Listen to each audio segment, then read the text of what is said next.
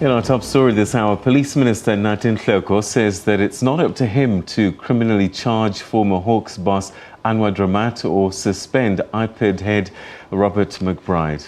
But an investigative report commissioned by his department has made recommendations to this effect. This relates to the illegal renditions of Zimbabwean nationals in 2010 and 2011.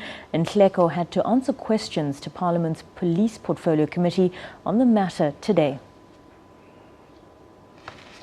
A 3-hour marathon, reading through a 74-page document outlining the renditions debacle. The report was compiled by Werkman's attorneys, hired by the ministry to get to the bottom of exactly who was involved and how. Between 2010 and 2011, around 7 Zimbabwean men were arrested in South Africa and taken back to Zimbabwe by the Hawks. This act of rendition is illegal in South Africa. 2 reports were conducted by IPID. According to the first one, former Hawks boss Anwa Dramat oversaw these renditions. The Werkman's report made recommendations. We recommend that both criminal charges, contravention of the Immigration Act, kidnapping, defeating the ends of justice, or obstructing the administration of justice, and disciplinary charges be brought against Dramat in his capacity as an employee.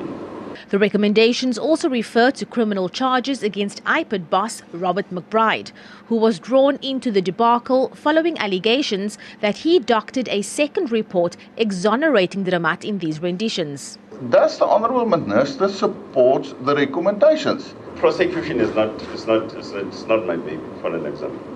That call is made at the National Prosecuting Authority. And all what the recommend says, the report says it recommends that prosecution be considered and so forth. His suspension was successfully fought in court. Nhleko appealed that ruling. Minister, the Supreme Court of Appeal has just thrown out your petition to appeal the High Court ruling that the suspension of the then head of the Hawks, Anwa Dramat, was unlawful and set aside.